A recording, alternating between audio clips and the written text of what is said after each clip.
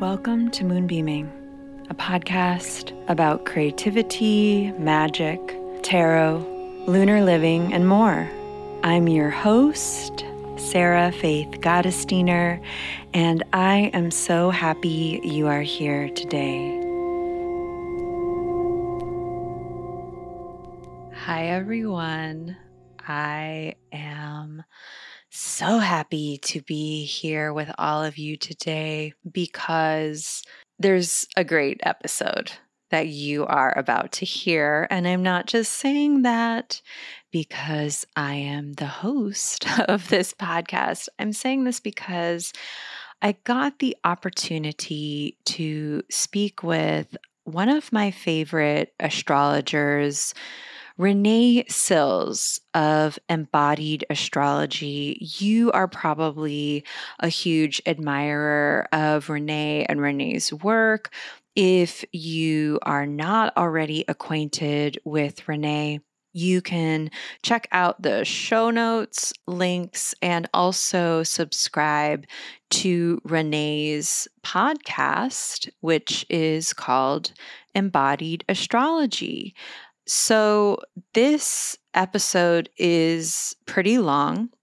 We get into just really a smidge of the astrology of 2021, like literally some cinnamon sprinkling on the honey cake that is 2021. Y'all can probably sense a little bit of sarcasm in my voice because, as we all know, next year is going to be intense, but we're going to make it through. So we talk about the astro, and we get to hear a lot about Renee's practice. And I have been such an admirer of Renee for probably years. I love Renee's approach. I love Renee's voice, so much so that I felt called to invite Renee to provide an astrological overview of 2021 for the Many Moons Lunar Planner. So you can order one of those if you haven't already ordered. It has a numerological and tarot overview by myself. It has an astrological overview from Renee. Renee also contributed the details of the astrology. I hired Renee to give me all the dates so we know when Venus enters Leo and we know when Mars is not retrograde, because Mars will not be retrograde for 2021, but Mercury will, and there'll be other planets. So all of those goodie events are courtesy of Renee. And one of the reasons why, well, there's like 9 million reasons why I love Renee, and you will also love Renee if you have not already been acquainted with Renee after this interview. You will also love Renee. One thing that I really love is Renee's transparency in her business and her clarity and integrity with what she does with finances. And she has a lot of different ways that she does that. She offers up a ton of free content. She gives 15 to 20% of her income to Black and Indigenous led grassroots organizations. And I know that when Renee has workshops, she has these like really fantastic, I believe monthly, maybe even sometimes twice a month workshops. She will give as much as 50% to local organizations in her town of Portland, and also other organizations that are committed to equity and liberation and justice for all. So I think that's just really a beautiful practice that she has incorporated and is also really transparent about. And so we get into that. Because this is a longer episode, I'm not going to do card of the week. I'm not going to do lunar check-in. Y'all already know what's going on. I just want everyone to stay grounded and in love with yourself, and to be really careful about the pandemic and to let those loved ones in your life know about how they can stay safe and how they can take good care, because we are headed into a spike. We are headed into a pretty long winter. So that's my tarot card update. That's my lunar card update. That's what I've got for you this week, because I know you're going to be really well nourished by all of Renee's amazing energy and brilliant mind.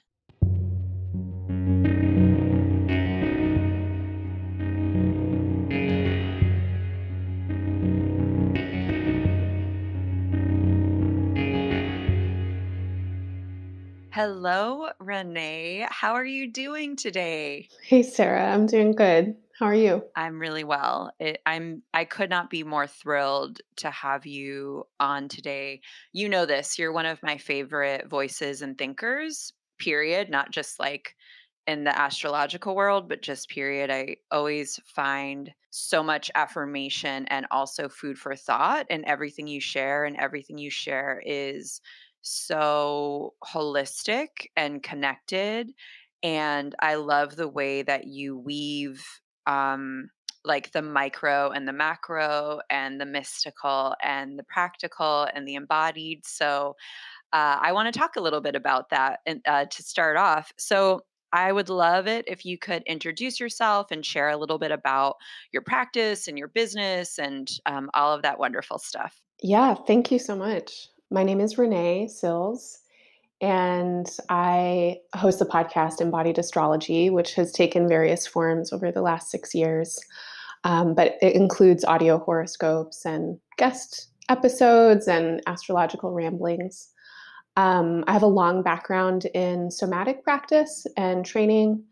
I've been involved with some kind of somatic theory, movement exploration, body work since I was 11. And it has been a continuous point of study for me. And my mom was an astrologer and a therapist, as well as a body worker and an energy worker. So these are languages that I've grown up with and have felt really nurtured by in some pretty important ways. I've been working with astrology for about, let's see, 15, 16 years now, in a pretty deep study, mostly with myself. And in the last 6 years, 7 years, more as a professional.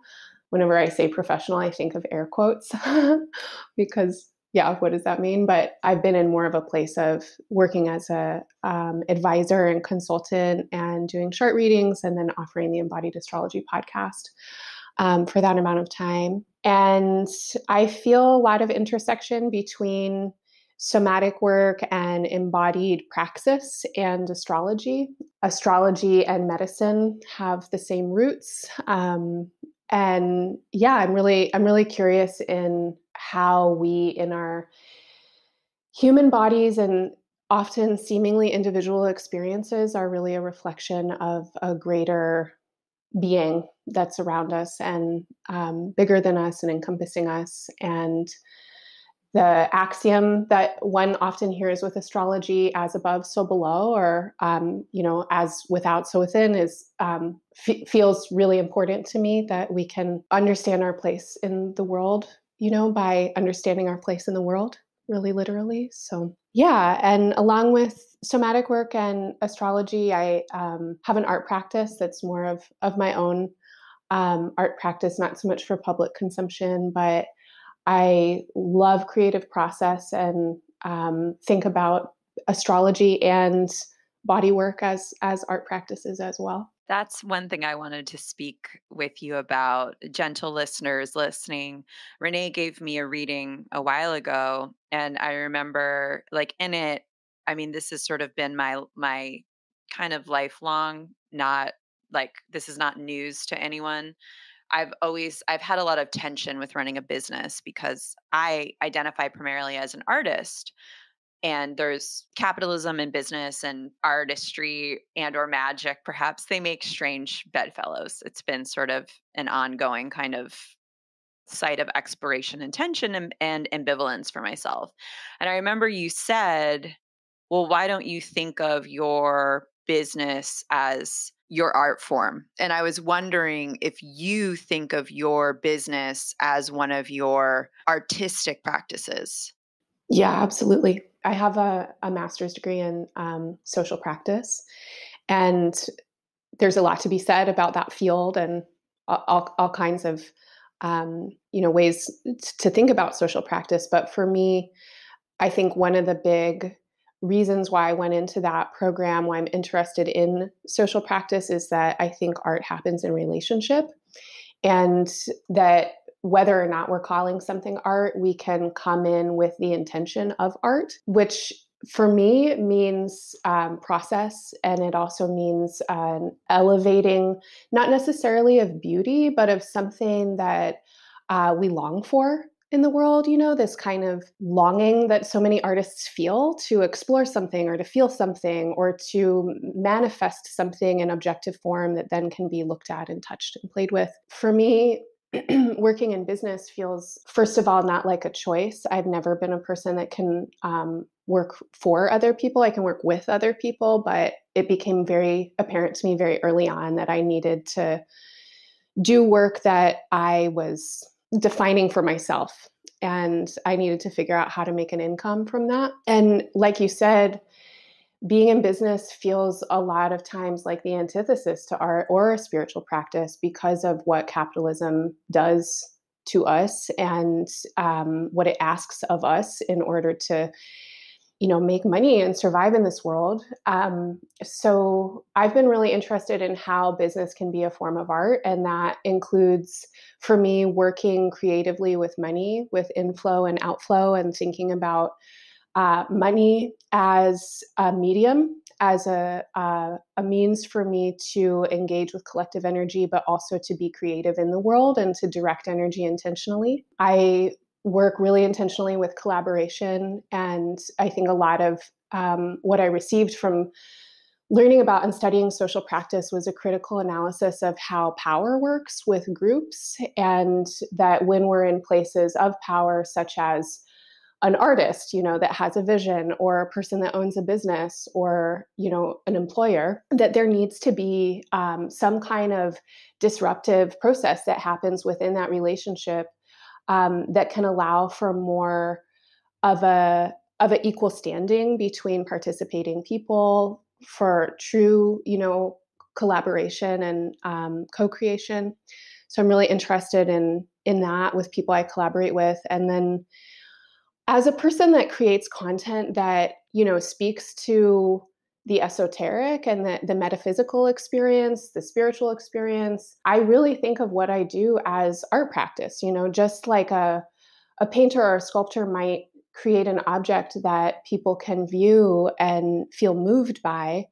I also think of horoscopes as objects that people can engage with and feel moved by. And I think that there's a big part of my art practice is in, creating some kind of resonance within myself, communing with some kind of resonance in myself, and then finding ways to translate and emit and share that resonance and offer it with the total creative expectation that that resonance is going to change, right? Like, I don't have a strong, fixed desire on what happens to individuals when they listen to a horoscope. I just know that there is the potential that they'll listen and feel something and feel moved by something, and that will create some kind of resonance for them in their lives. And it feels like when I imagine that, I imagine how like watercolor spreads or something, like this kind of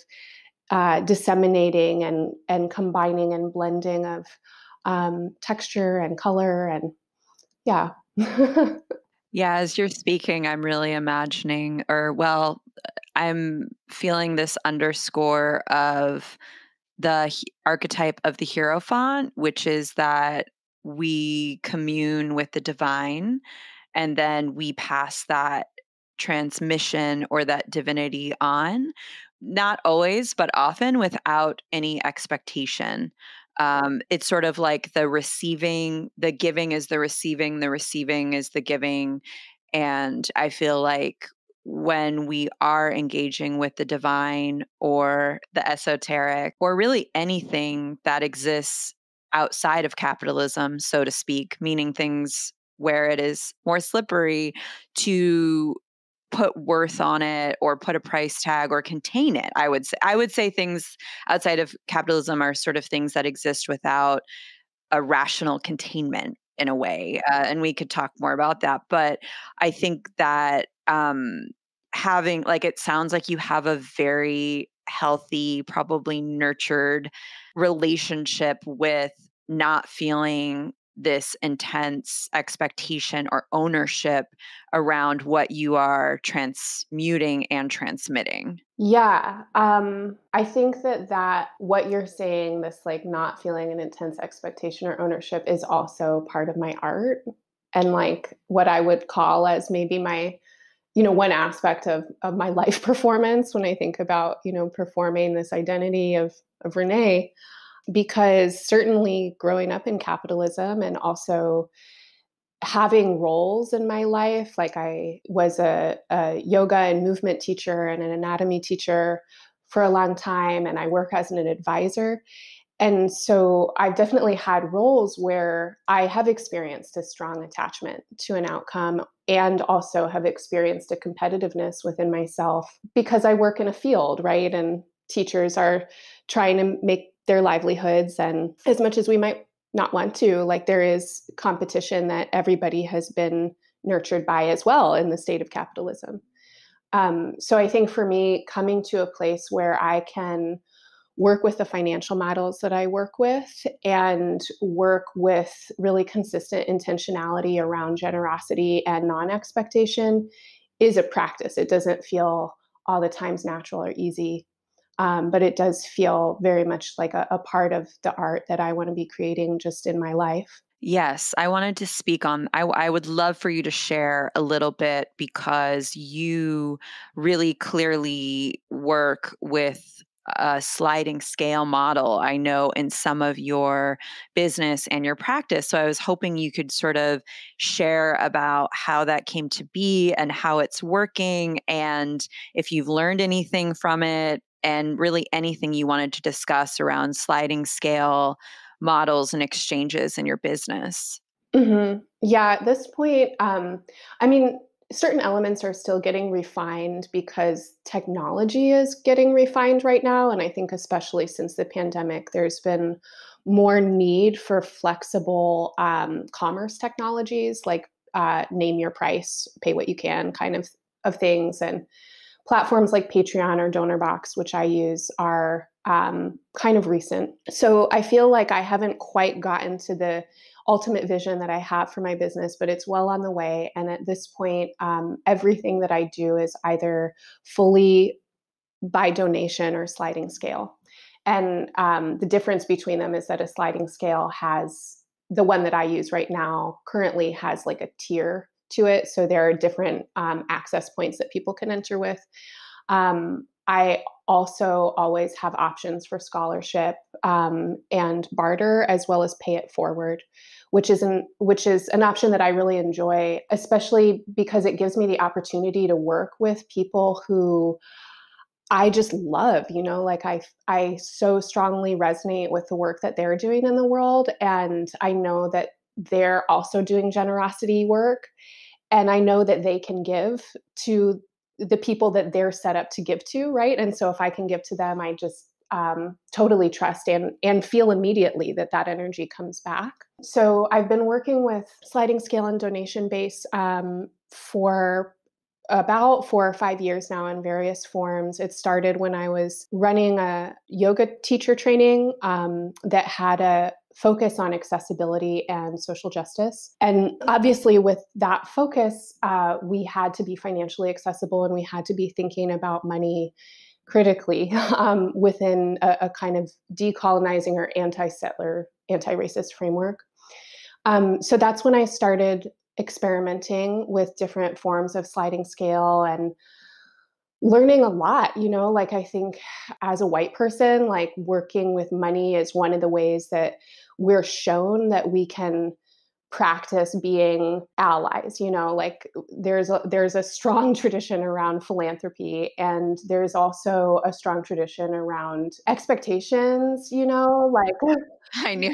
Yeah, you're like saying it so nicely. it's a policing, and Yes. so a lot of what I'd seen in my experience of watching, white people and white business owners try and work more in a more anti-capitalist way with money was that they were still being totally capitalist, totally paternalistic, offering money with a lot of conditions around Strings. it. Yep. Hmm. Yeah. So, and when I started, I did too. Like I was replicating what I'd seen. I was doing the thing that I thought one should do by offering, certain kinds of scholarships or something like that. But really quickly, through honestly, creating harm with what I was doing, learned that I was creating harm, and have been in a pretty deep process of trying to figure out how to be in integrity with money since then. And that longing for me is one of the reasons why, not the only reason, but one of the reasons why my former business partner and I decided to stop offering the training that we were offering, to for me to really think about, as a self-employed person, that I don't want to be a business owner where I'm in a position of power over other people. I love what I do and I feel really passionate and obsessed by it. And so I want to be able to work for myself, but I want to feel free in how I'm working. And with embodied astrology as a business structure, in the last couple of years, it has started to sustain itself, meaning me primarily, through a donation based subscription, which is different a little bit than what Patreon offers, which is tiered subscriptions. So you get different things for different amounts. For me, it has been feeling like equating a dollar amount with anything at all feels bad. Like when it comes to how I want to be working. And what happens for me is that, I can think about, oh, I'm offering X, Y, and Z, and this takes 5 hours of my time, and that takes 15 hours of my time. Oh, I should charge more for the 15 hours of my time. I get so much advice from so many people telling me to charge more for what I'm doing and to value it more. But what happens for me is, honestly, the minute that I put a price tag on something, I value it less. And it feels like it gets boxed in by the idea of value as something that can be defined by a dollar amount. It feels like it sets up an expectation, a consumer expectation with people who come into relationship with me, that they are going to purchase something, they're going to have an expectation, they're going to want to get their money's worth. And for me personally, the feeling of having basically open access to the work that I do is a feeling of trust in my own joy, first of all, that like this is something that I love doing and I'm going to do it and I'm going to offer it into the world, and recognizing that there's enough interest and support that I can offer it, and I can offer it freely without trying to get something for it, has been incredibly liberating for me. It's really taught me to trust my path, to trust.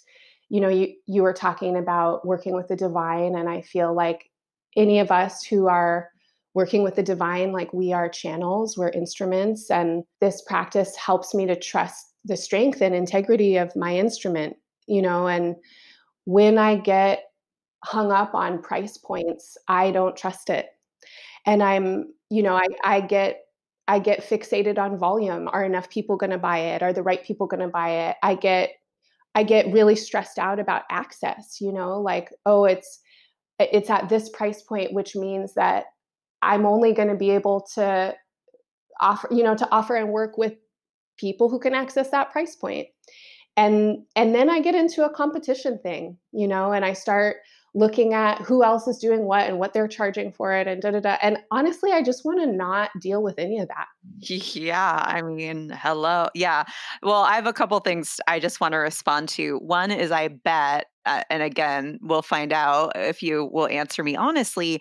I bet that when you sort of like sunk into that awareness around what was happening for you mentally and somatically around dollars and exact numbers and all of that stuff, and just decided to offer things up freely or set up a structure in which you were offering things freely, I bet you probably made more money.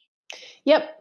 All of that sort of blocking Hmm. energy or like worrisome energy or pushing energy Hmm. probably got dissipated, and that Hmm. probably took up space in your mind and in your body and in your offerings. Right. Well, I mean, I should also say that, when I was starting embodied astrology in this particular business structure, I had outside income. I was finishing graduate school, I had student loans, and I'm also a person that has familial support that is like directly linked to white supremacy and colonizer money, and so it has been possible for me to develop a business model that's based in this kind of free giving. And I think that's important to acknowledge. And yeah, as soon as that was the model that I sunk into, it started to work. And it has had a remarkably different vibration than anything I've ever done that has a set price attached to it, and I don't totally know how it or I don't know at all how it feels to not be me engaging with my work, right? Like to be a person that's a subscriber or a listener or something. But I do know that from the inside of this work, yeah, just I feel a lot more free to really be in my own curiosity around it. And I think that as an essence and a vibration is an attractive essence and vibration. I love that. I just have a couple more I mean, listen, I could have a whole Renee interview.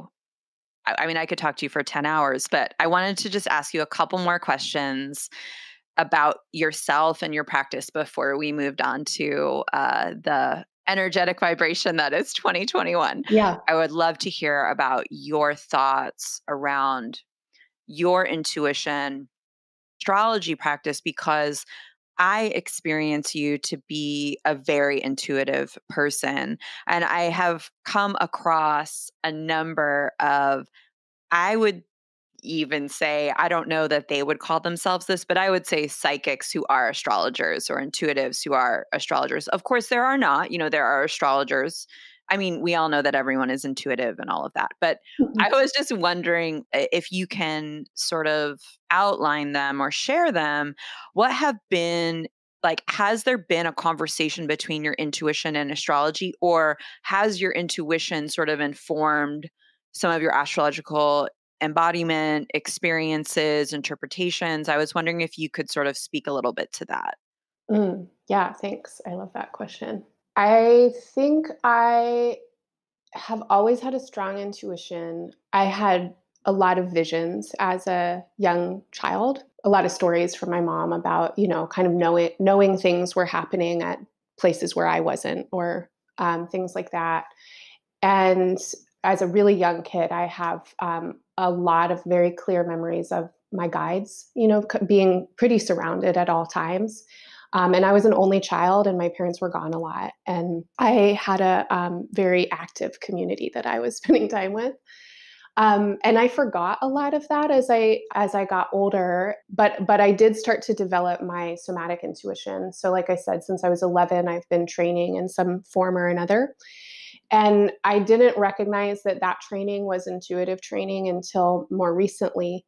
But doing all of that work, I spent about 12 years mentoring with a woman that had taken the Five Rhythms map, cultivated by Gabrielle Roth. She had taken that work and developed a whole rites of passage program. Her name is Melissa Michaels, and through studying with her, especially at such a young age, I learned a lot about how emotion manifests in the body, and I also gained a lot of awareness that other energetic forms can take up space in the body and express through what we might call, we might really think is ourselves, but actually it's, some kind of ancestral energy or archetypal energy or elemental energy that's coming through. When I started to study yoga and anatomy, the work of Bonnie Bainbridge Cohen, body mind centering, I developed a really strong somatic intuition, and I definitely believe that we come in with past life gifts or ancestral gifts. Like I said, my mom was an energy worker and a body worker, and I'm definitely part of her lineage. So it was very easy for me to tune in through touch and to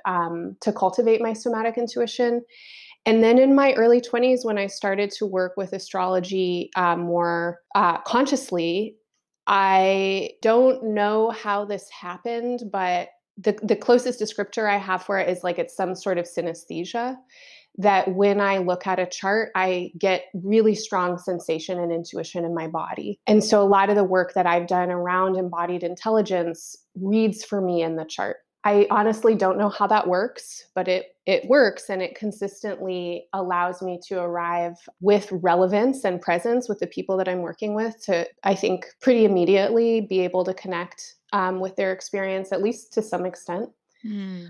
Yeah, recently I've been curious about the space beyond astrology. I think that astrology is a symbolic language. It really helps us to open into the symbolic worlds or realms, which is everything. So it's an incredible doorway there. But I don't know, in the last however many months it's been since the pandemic started, spending so much time on Zoom with people has reminded me of my first impression of the internet that I had when I was about 8, and we got it in school, which was that it was going to be training wheels for us to remember that we're psychic. And Oh. this feeling of like, my friend Suniti talks about the Zoom rooms as like the Bardos, like, oh, I can see you there, Sarah, in your room, and like I see what you're wearing, and I see the sunlight on your face. Oh, but I can't smell you. I can't touch you, but we can communicate. Yeah. We're here. And the way that this kind of forced isolation, but also wildly connective, etheric realm that has never existed before really Mm. in human consciousness, the internet and all of our tools to access the internet. What that's doing for us, I think, on some level is reminding us that we can connect, and we can connect through energetic Mm. pathways and etheric pathways, and that there's, yeah, electric pathways that are a lot more subtle than the ground wires holding the internet. So I feel that my intuition works very strongly with astrology, and it's definitely the primary way that I access that knowing. Yeah. But also when I can tune in with people's bodies, I also have a very quick pathway and an opening into intuition. And I'm curious about what can open as these forms become less and less formal. I think we're both part of a generation of people that has like received strong lineages and teachings. And we're also people who disrupt and dismantle and want to synthesize and uh, find our own ways with things. And so the younger generations are going to continue to do that. And I think we will expand. We're already expanding past these forms. And so many people are cultivating intuition younger and younger and trusting it. Yeah, I went on a tangent there, but No, I love that. It's so beautiful, and it often seems as though a modality that is more esoteric or magical, as it were, tends to be sort of a gateway to our intuition, and then we end up sort of I know for myself with tarot was what sort of affirmed that I was psychic. It was a container for it. And Mhm. then I expanded outside of it, and also probably similar to you, Renee, the more I expanded outside of it, the more my interpretations of the archetypes morphed, mutated, grew, all of these things. Yeah. And so I kind of wanted to just end with the personal Renee questions with one more for you in your practice, which is that One thing I very, very much appreciate about you, among the millions of other things I appreciate about you, is your interest in evolving astrology outside of, let's just say, the Roman Empire. Hmm. And I was hoping you could kind of speak about unsettling astrology. And I Hmm. know obviously you're not an expert, and I know obviously you're very much in process. And I also know that's something that you've been working on for quite a while. And so I was hoping you could kind of share what your process, like the whys, the whats, with the listeners. Yeah, I want to remember the last sentence or sentiment that you expressed before asking that question, which is that the more that you expand in your own intuitive practice, the more that you can redefine the archetypes that you work with in tarot, for instance. I definitely feel that. I think we enter into our practices, through the channels that we enter in through. And so wherever we're first being introduced and whatever stories we're learning are going to create the ground from which we then travel. So for me, I was introduced to Western astrology or tropical astrology at a very young age. My mom was an astrologer, but she was also anti-colonialist, and she was also a pretty, rigorous feminist.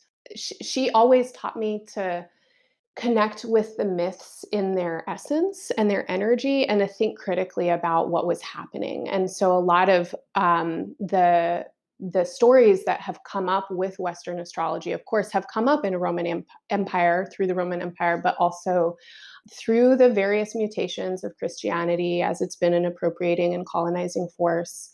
And these stories have been used primarily by men, and oftentimes for kings or for presidents or for people who have power, to consolidate their power to even greater effect. And the stories are very symbolic in that way. They prioritize masculinity, they prioritize heroism. There aren't a lot of feminine figures. The feminine figures that do exist are the mom and the wife. And then as we get into some of the asteroids, maybe we have slightly more complex feminine embodiments. And this is really problematic. I think it's really problematic for anyone that has a critical lens. So I just feel fortunate that I was raised with a person and an approach to this practice who was critical of it. And I think that that's informed a lot of how I look at it. My father was really involved with the American Indian movement when I was a child. He's a product of the Jewish diaspora and the persecution that Jews have faced. And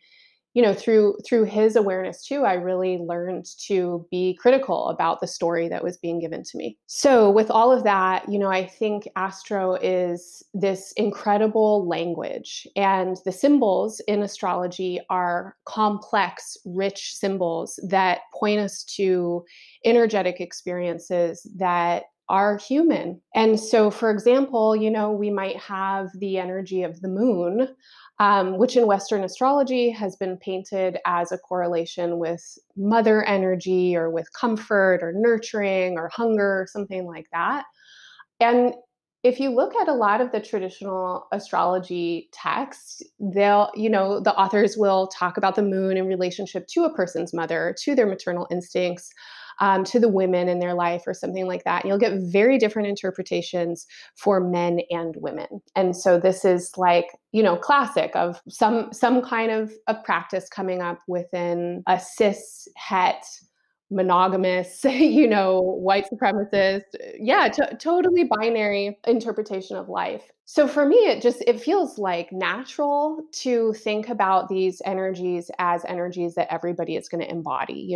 For me, as a person that has ovaries and a vagina, like I don't think I have any less capacity to have a penetrating sexual force than a person that has a penis. And so when I'm going to relate with Mars in my chart, I'm going to be thinking about that, like how do I feel my own energy, my own erotic energy, my desire emanating out into the world. And if I'm going to talk with a client about it and, try and relate with them in their body, then I'm going to do my best to hold what I can of their embodied experience, what I know, through what I see, through what they tell me, through my own intuition.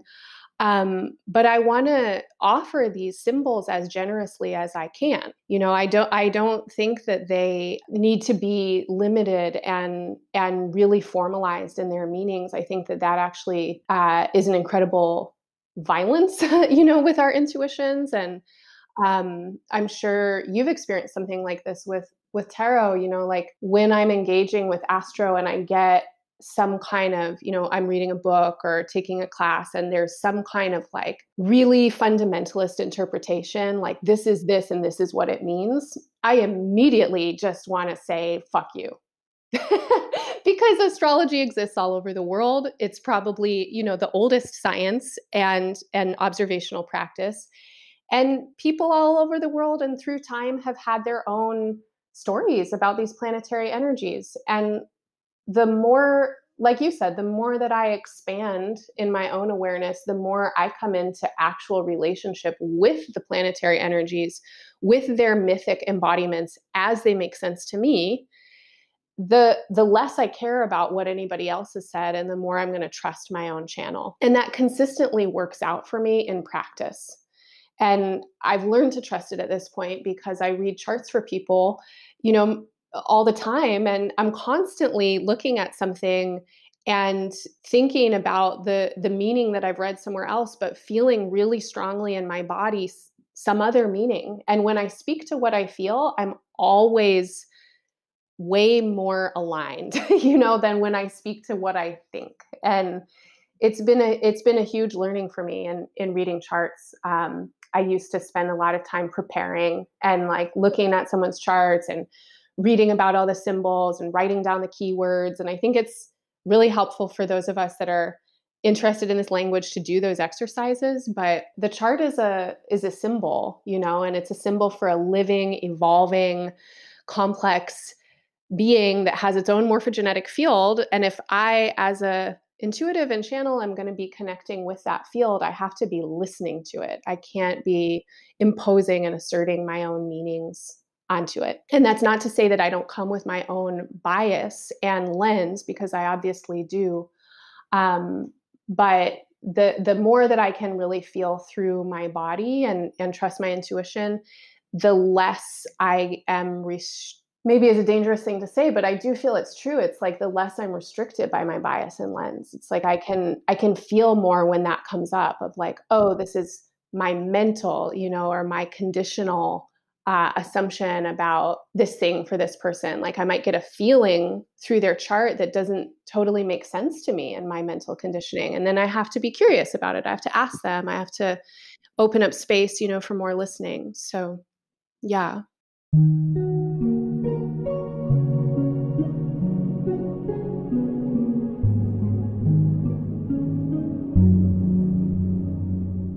Okay, so we are going to talk some of the defining astrology of 2021. So the first thing I wanted to talk with you about is that Jupiter-Saturn conjunction, Mm-hmm. which is not in 2021, but it is right before it. And it's sort of like, and I want to hear you speak more about it, but it's this demarcation like from Earth into air. Mm-hmm. Yes. So the conjunctions of Jupiter and Saturn occur every 20 years. Astrologers have looked to these conjunctions forever as keepings, markers of time. And within the language of tropical astrology, Jupiter and Saturn are both what are considered to be the social planets. And so their roles are what we might see as bridges between our personalities, what are described in the personal placement, Sun, Moon, Mercury, Venus, Mars, and the transpersonal planets, or the collective energies, our era, our culture, the things that are going on, in our lives that, huge influence what we're going to do and how we're going to feel and what we're compelled by and engaged in.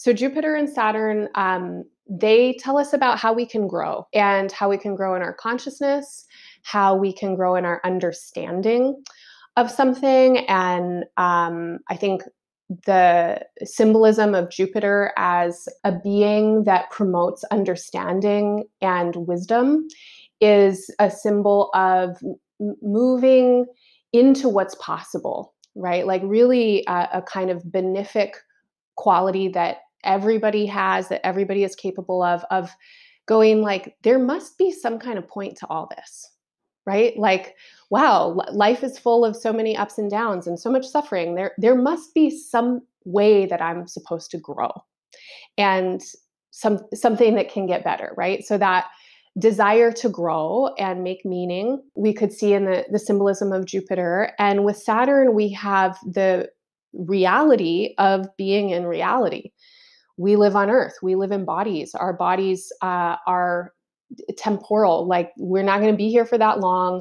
We are all going to get old and sick and die. We all have to deal with gravity. We all have to deal with the limits and the constraints of our bodies and how they've been developed. That means our ancestry, our positionality, our access, and the limits of who we are as people, and what gets presented to us in our lives, the intense responsibilities that people are faced with that might really influence how they live their lives, and have nothing to do with how they want to live their lives, right? So Jupiter is an expanding force and Saturn is a constricting force. And they talk to us about how we are here as social beings and how we grow in terms of society and also meet the responsibilities of society and of being citizens.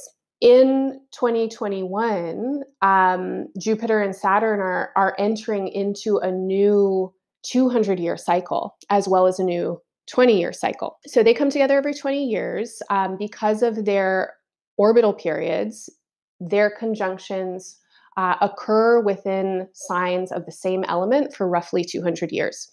And at either end of that 200-year span, there's a little bit of a wobble where we might go back and forth. So there was actually a conjunction of Jupiter and Saturn in Libra in the early 1980s. And then in 2000, they conjuncted again in Earth in Taurus.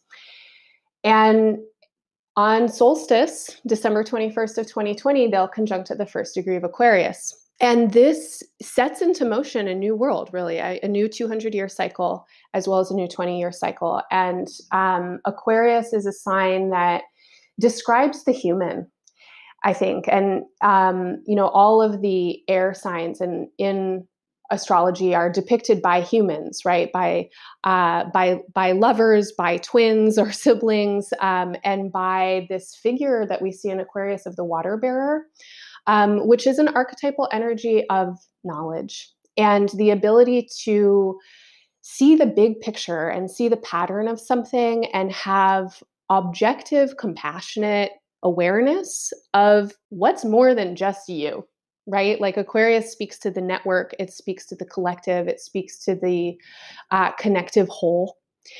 And we are really at a time as a global body where we either have to recognize our connectivity and wholeness, or human beings will, create our own extinction.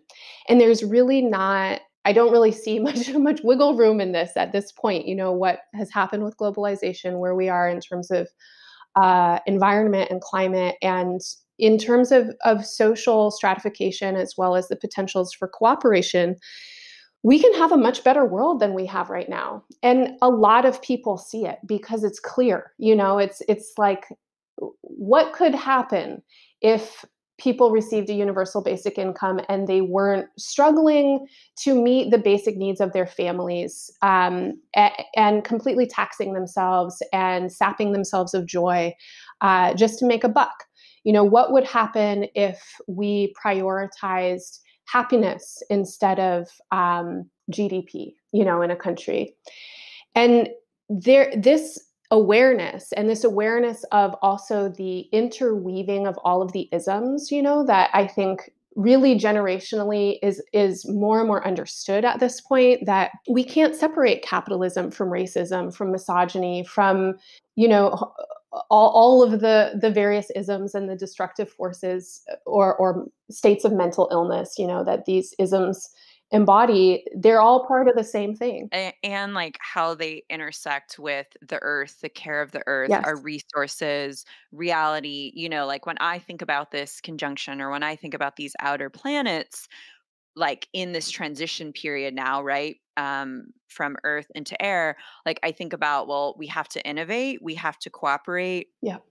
our attention, our focus, our awareness, that's what's going to become currency. Yeah. Like our energy is what is going to become most important. And also, they're going to be challenged and stretched thin. Yeah. Like at the same time, that's like one of my first takes. And the other thing, as you were speaking, I thought about time travel and I thought about like healing lineages. And I also thought about this idea of Saturn being reality and like what is here now, and Jupiter around growth is like, what are we growing with what we have in our own lives, but also like looking around what spaces on the planet are better equipped to become more solar powered so Hmm. that then they can share that with other people. What Hmm. space is on the planet? Like instead of like, I feel like capitalism, white supremacy has this real pattern of looking outside the self,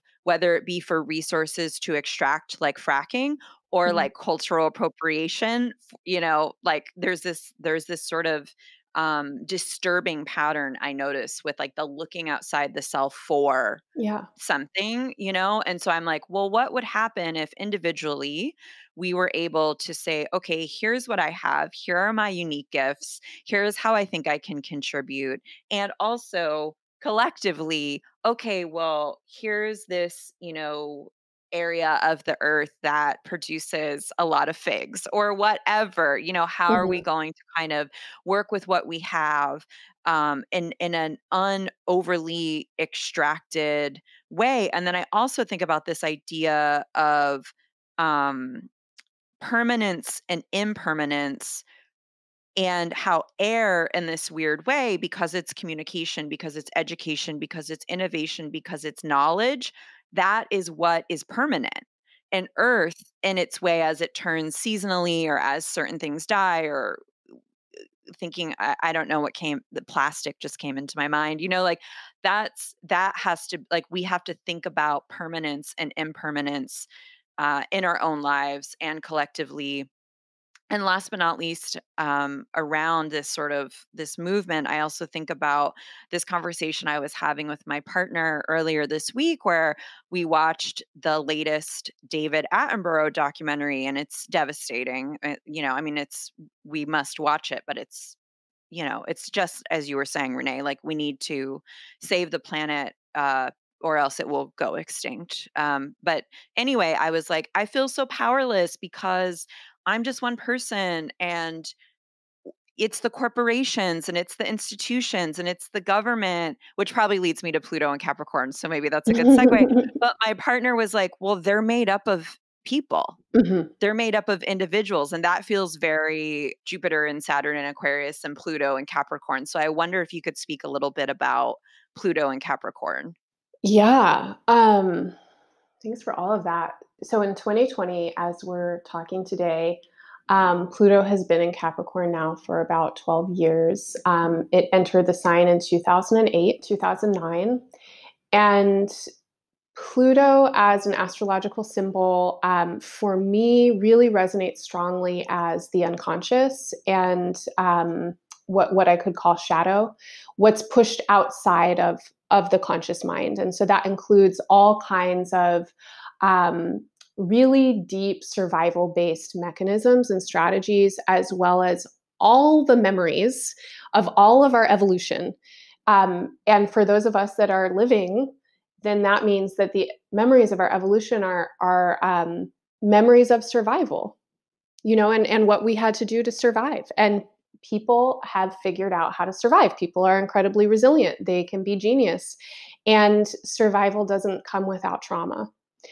And it doesn't come without, some kind of organization around ego that cuts things out, or at least it hasn't so far. It's like, if you want to survive, you have to be like this. You can't be like that, in all of the myriad forms. So when Pluto shows up, I think what we have is a rising to the surface of the toxic layers of that sign and of its lineages and everything that is unseen in it.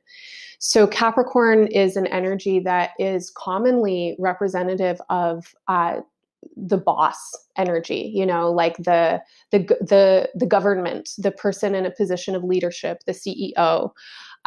It's an energy that is associated with structures that are built slowly over time. And so I definitely want to include mountain ranges and old growth forests within those structures, and to honor the wisdom of the earth and its own evolution, as well as the structures that humans have built over centuries, over millennia. And these are structures that are based on survival. They're based on power and dominance when we're thinking about Capricorn. So since 2008, 2009, basically the beginning of the recession at that point in the United States, Pluto has been transiting Capricorn, and we have been witnessing a really steady purging. It feels like purging a lot to me, or pushing to the surface of toxins. And we're seeing that happen governmentally. We're also seeing it happen archetypally within populations of people, socio-political populations of people, white women, for example. Like, there's been a lot of revealing around the toxicity of white femininity in these last couple of years, especially since 2016. And that has forced a reckoning, and is forcing a reckoning. And across the spectrum, we're seeing that authority and dominance, as it has been built slowly over time into these structures of control, has a lot of toxicity. And we've all been steeped in that toxicity, and we've been trained by it. And one thing that's clearly happening as these layers of toxicity are rising more and more visibly is that there is a desire to purify and to cleanse and repattern. And this isn't happening for everyone, obviously. I think the polarization is really strong right now, in terms of people who are really seeing toxic patterns and people maybe who aren't.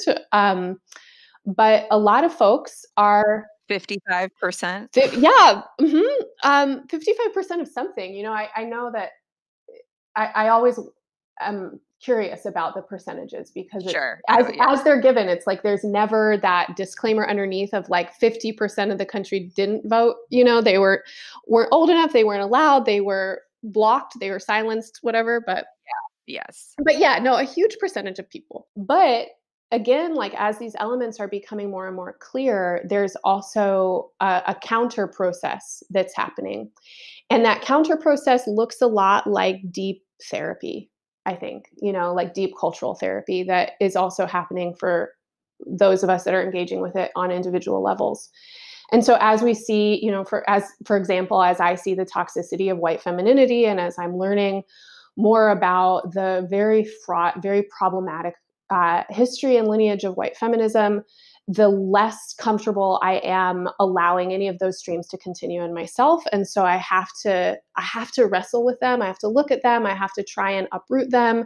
It's uncomfortable. It's messy. It's a deep soul searching and transformational process. And I think that this is what Pluto is representative of.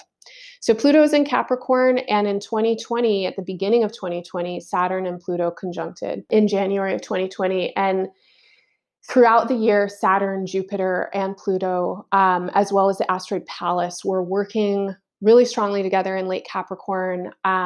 There have been a number of triggers to that stellium of energies, including Mars and its retrograde over the last several months in square. An outer planet called Eris, square with Pluto basically this whole year. Eclipses the previous years in the Cancer Capricorn axis. And yeah, even Mercury's most recent retrograde coming back into Libra, also triggering these points. So there's been a ton of emphasis in 2020 on what I would call like breaking down. And I've been referring to 2020 as a death year and a year of reckoning, because things are breaking, and structures that have worked to some extent or another are not working at all now, and we're really seeing them break. And we're also seeing what happens in that breakage, which is a lot of terror and scrambling and trying to put things back together and maintain the status quo and reinforce structures that people are attached to because they benefit from them. But we can also see that these structures are breaking down. And what happens as we move forward, I don't know, but I think moving from earth into air, we do have the opportunity right now, and I think that this is very supported by many astrological factors and many factors that I don't know we could name in astrology, but they're just happening. I think we're really supported to choose something different, to choose something radically different, but it's going to require a reckoning with the past. And so the place where we are right now, I would say, is a tension with what has happened in the past. And this is Pluto, this transformational energy that will remain in Capricorn for the next couple of years before entering Aquarius, I believe in 25 or 26. If we want to move forward into a different future, into a new future, we're going to have to do it differently. And these patterns of ownership and extraction and exploitation, and the way that people seek to consolidate power because of survival and because of, I don't know, all the twisted behavioral patterns that get built up around survival. That's, I think, really what humanity has to look at right now, because we can move forward into a future that has all kinds of green technologies and mutual aid economies and But if we don't actually address those tendencies, we're just going to keep replicating, these destructive systems, and we won't last long. I don't think we'll last that long. I mean, maybe we'll continue. I don't know. But I think there's enough of a global majority at this point that feels that another kind of experience is possible. And that global majority is not, I don't think it includes many of the world leaders who have the most guns or weapons and powers. So we'll see. But I do think that there's enough desire and enough consciousness and intelligence to shift something right now. And I think that that's what we're going to see in these next 2 decades, especially, is the struggle to shift into this new paradigm. And that'll look a lot of different ways. It'll look like power to the people, and this kind of small scale grassroots organizing. It'll look like youth led movements. It'll look like science, and people really starting to pay attention to what scientists have been saying for a long time when it comes to sustainability and our planet. But it'll also look like whatever, corporate greenwashing or big companies jumping in on the transformational justice bandwagon, with campaigns that look good on the outside and maybe don't penetrate so far on the inside. So we have to be vigilant as we move forward into this new age, and we have to be determined. And I think that those are qualities that Aquarius really speaks to as a sign of fixed air. I've decided something. I've got the tenacity to stick to my decision. Aquarius's traditional ruler is Saturn, and so when we see that there's potential for a new world, in order to move against the inertia and the fear of, the past and changing from what's past, like, we have to be really committed and really determined. And I think that we are, I think that's where we're going. And that next 20 years, we will see how we are able to remake our societies and what's possible. And then that will set the stage for the next 200 years and what's going to happen in them in these coming centuries. Yes, absolutely. Thank you so much for sharing. I keep thinking too about mindsets, like with Aquarius. I keep thinking about like belief systems and the truth and untangling from belief systems. And I keep thinking about, like, maybe it's Pluto and Capricorn coming through, but like these big questions of like, why are we doing this? Like, Mm. what, like, there's got to be a different way. Like, and also Aquarius, like, and also Capricorn, the knowledge and the wisdom to one, like, see on a piece of paper clearly, like, why this happened. Like, we're getting history lessons every day. We're understanding more and more that the present is directly linked to the past, and also the present is where we create the future. So I feel Mhm. like there's this, like, beautiful bridging energy that can happen because so many people now are aware because of technology and because of uncoverings and because of wanting to know the truth and because of wanting to know why certain systems are set up the way they are and who they benefit, right? And who does not benefit. We're privy to more education and more truth than we ever, I mean, at least I ever have been in my short slash long lifetime. And then I also think about, as you were saying, like how these systems have set up space within our own like trauma responses, mindsets, patterns. And like for me, my big thing for this year, which was, as you said, a death year, it was an emperor death year. Like, what parts of my identity are not even my identity? What Mhm. parts of me were learned or were put on me?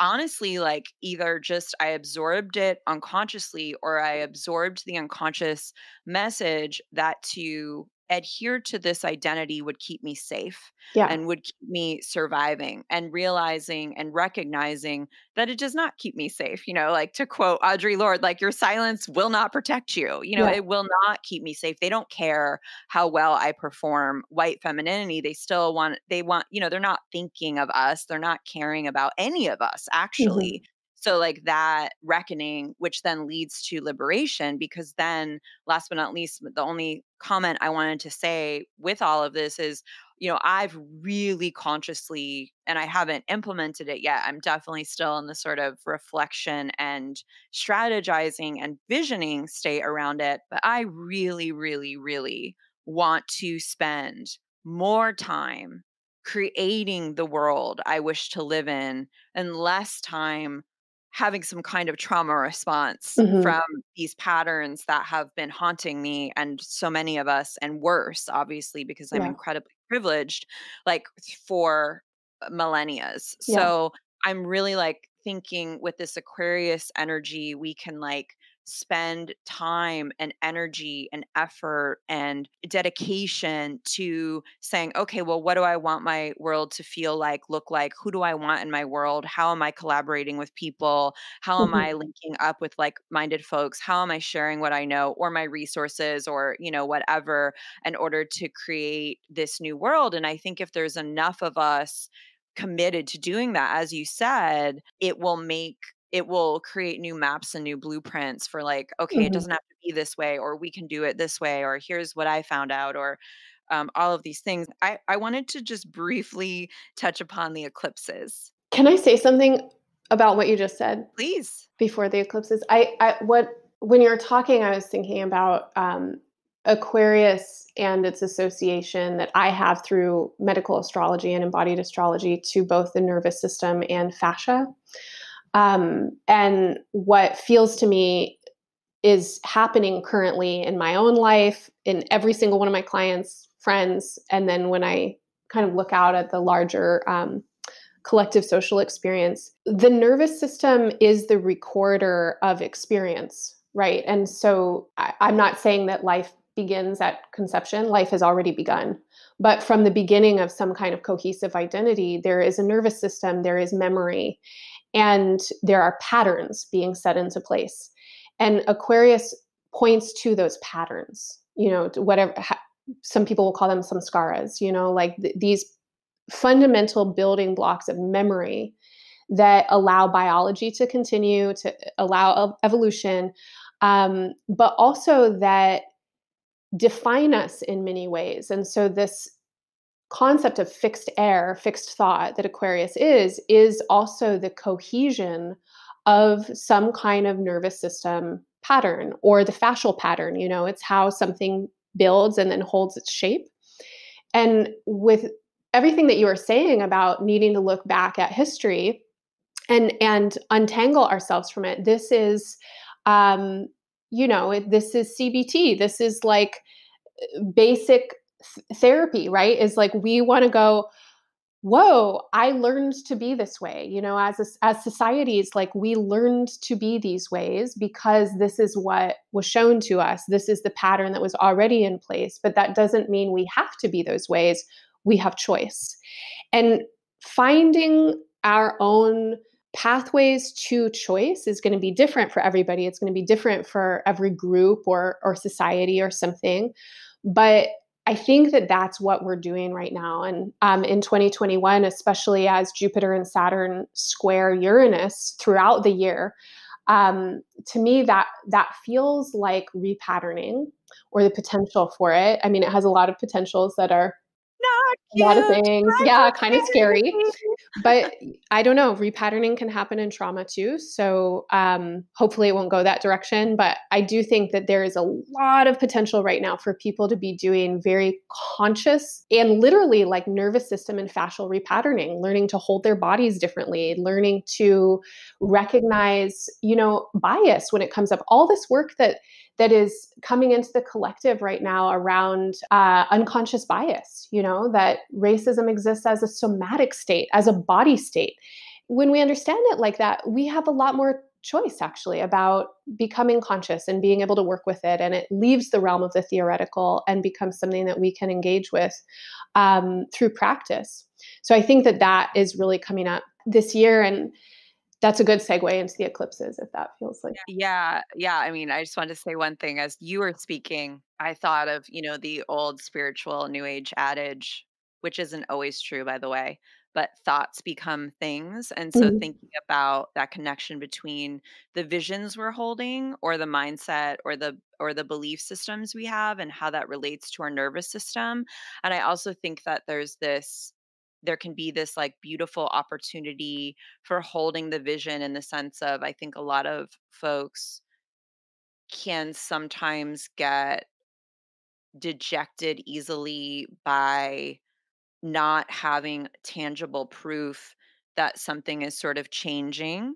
And so I think that by calling in the prioritization of our vision and our imaginations, our intuition, and holding that, or figuring out containers for that, like psychic containers or time space containers for that, can help us to keep going, Mhm. instead of getting dejected that, oh, it's been 1 week or something. Like, we Right. all know, those of us who've done nervous system repatterning or therapy or even intuitive work, the first time you talk to your guides, like, in general, you're not going to hear something. Like, it takes time to kind Yeah. of sink into that. So I think that just came up as you Yeah. were talking, and I love that. But yeah, let's just do some eclipse talk, and then we'll wrap this relatively epic conversation up. So we have some eclipses, Renee. Do you want to talk a little bit about those? Yeah. So eclipses happen when the sun, earth, and moon are set up in relationship with each other in specific ways that cast shadows. Either the shadow of the moon coming through the sun's illumination onto earth, as we might have at a solar eclipse, or the shadow of the earth passing between the sun and the moon, as we might have at a lunar eclipse. And these are visual markers of shadow, right? Like of something becoming obscured and also revealed. And the symbolism of the sun and the moon is really profound. There are luminaries, and our sources of time and memory, if we think about the moon, and season and life, of course, with the sun. So eclipses are energetically really powerful times, really profound times. And I know you've done a lot of work around eclipses with, your own understanding of them. And for me, like, I understand that eclipses are times when basically some kind of different perspective is brought forward in a remarkable way. And so this metaphor of like a shadow passing over something, which allows a different kind of seeing to happen, like being able to witness that full solar eclipse a couple of years ago, was awesome. Like, you get to see something that you never get to see. You get to stare at the sun. You get to, see this eminence of the solar winds that like, you don't get to see that, every day. And I think that what eclipses can do is really bring into consciousness something that has been trying to come into consciousness. And within the way that astrology kind of holds eclipses, there is the idea of karma and the effects of the past creating the conditions of the present, and then of course the present becoming the future. So when we have eclipses, we have the idea of something basically coming due. The karma is ripe. They're in Gem and Sag. Yeah, so eclipses in 2021 will be in Gemini and Sagittarius seasons, and the south node, the kind of descending node of the moon, is in Sagittarius, and the north node is in Gemini. And so this symbolism is that karma is moving towards Gemini and arising from and also departing from Sagittarius. The relationship between Sagittarius and Gemini is a relationship of knowledge and understanding. In the sign of Gemini, we find a lot of information also about the nervous system, about our immediate environments, and how we learn our learning function, our mental function, our communicative function, our curiosity function, and our function to share information and share small pieces of information. With Sagittarius, we have kind of like big picture understanding, the ability to synthesize a lot of pieces of information into one kind of cohesive whole, to find meaning in all of this data, and to ask big questions. So with the South Node and Sag, a number of things come up for me. One that we can already see playing out is that Sagittarius is a sign that's commonly associated to journalism and again, meaning making or truth telling. So people who get to synthesize information and then deliver it. With Gemini Sagittarius eclipses, as we move into them, there is a huge striation in the news, right? Like what people think is real. And there's a really big split. Reality, Aquarius, Saturn, Jupiter. Like, I love how they're kind of all working together, right? Yeah.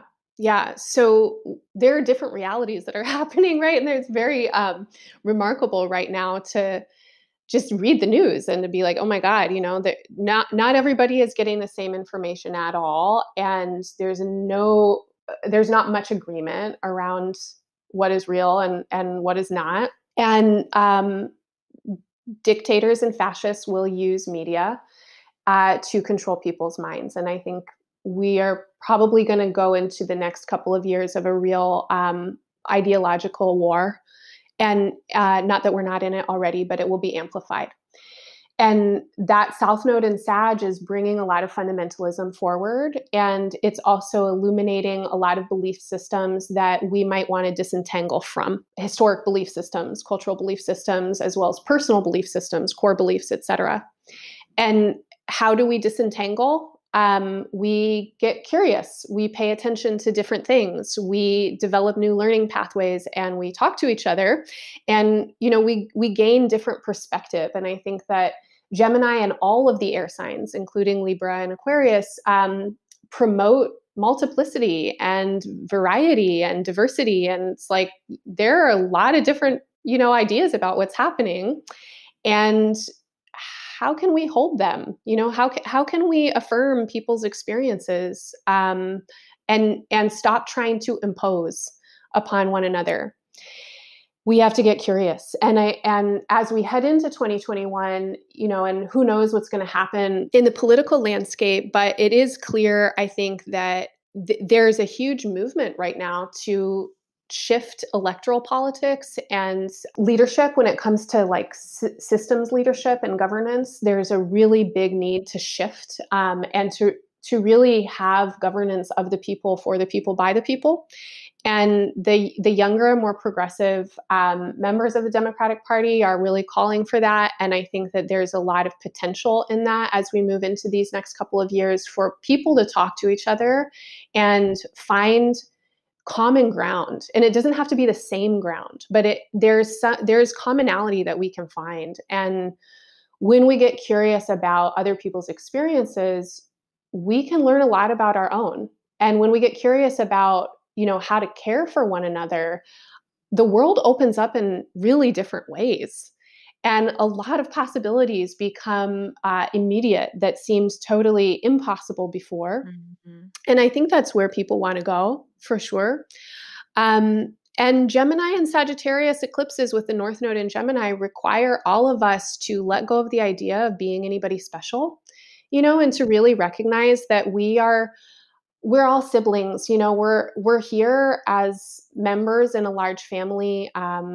We're here not as individuals, but as multiplicities and collections of energy and single cells within larger bodies. I think that's where we can go right now. I think that's some of the potential of these eclipses.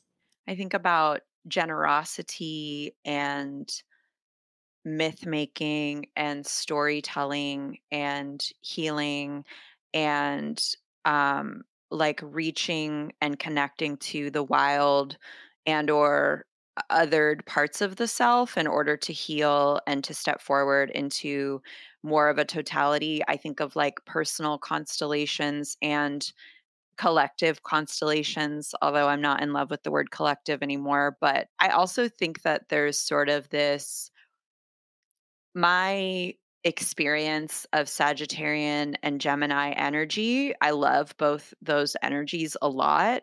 I think of this like radical truth that Mm, shakes done with a flair, like that mm, shakes things up. Like I think of like, I don't know if he was a Gemini, but I think of like Oscar Wilde, or I think of mm. these like this like irreverent, joyful delivery of almost shocking Yeah. but true or different perspectives or ways of being. And I think of this lightness that I think, or at least this levity or humor that I think this time really needs. Yeah. So I'm interested in calling in all of that in small moments and in large moments. And I'm hoping that for me and for my friends and my loved ones and greater humanity, we can utilize some of that energy to propel us Hmm. into, a different paradigm or to create different paradigms or join with those who have already been creating new paradigms for hundreds of years. Yeah. Yeah. Yeah. Yes to all of that. So how are you going to prepare? How are you going to prepare for 2021? That's a great question. I have a couple different ideas about that. I am preparing my emergency kits. 2021 has hard aspects, squares between Jupiter and Saturn, and in Aquarius and Uranus and Taurus. As we saw in 2020, extreme weather and quote unquote natural disasters are on an increase. And I don't think that's going to change in 2021. So, as a person who lives, a fairly coastal location in a place that is supposed to have an earthquake one of these days, like I want to be prepared for that. I also want to be prepared for the ideological battles that are happening and will continue to happen, and the backlash that will continue to happen and probably amplify next year. Now, beyond that, as kind of as not exciting and practical as that may be, I am preparing by really thinking about my business and the work that I'm doing in the world. I am a person that has been work obsessed and like a workaholic, I would say, or addicted to my work. And I'm trying to create more space in my life right now and to really question productivity. And I create a lot of content, and I think I can create less, open up space for other people for sure, or just not take up as much space, but also open up more space in my own life. I think there's, electoral politics is such a a small piece of what we need to do. And I want to get more involved in my community. I want to volunteer my time. I want to learn. I want to engage with people who are different than me, that are outside of my bubble. And I know that I need time and space for that. And I also know that I'm an artist, and I've always identified as an artist. And as we move into this new period, this new era, I feel for me, and I think that this is true in a larger sense, like I want to be less focused on ideas of capitalist achievement and ambition, and more focused on what I feel like really brings me joy. And I like creative writing and learning about fashion design with my niece, and taking hikes and making plays with people. And I want more time and space for that. So I am preparing for 2021 literally by like preparing to open my schedule a lot, by moving into the next year of embodied astrology content work as a batch, which I've never done before. Like I'm starting a 2021 cohort, rather than thinking about monthly production. I'm going to start to think about yearly production, which makes it easier for me. It means less time every month that I need to be working on production, and more invitation for community and co-authorship of this work, which I really want, and I'm inviting in. I love that. Renee, where can folks find you? Share everywhere you feel inclined to connect. Folks can find me at embodiedastrology.com. That's my website. And I have once a month, twice a month online gatherings. I have a by donation subscription, as well as free month ahead horoscopes and astrology writing. So people can find all of that there. Folks can follow me at Embodied Astrology on Instagram. I like Instagram as a place for creative ideation and kind of journaling practice, and share a lot on there, and kind of work more with direct engagement through Instagram Live and things like that.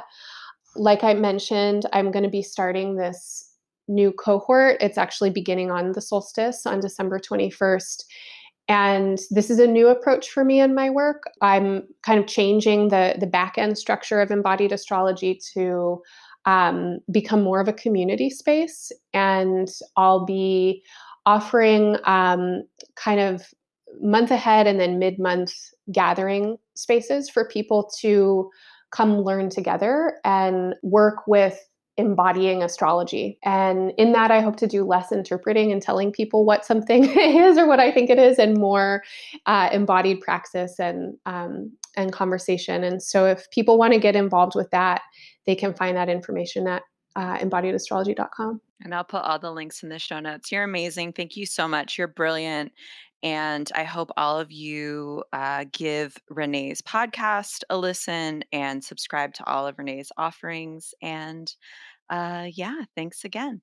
Thank you so much, Sarah. It is a pleasure knowing you and talking with you. Really appreciate this opportunity.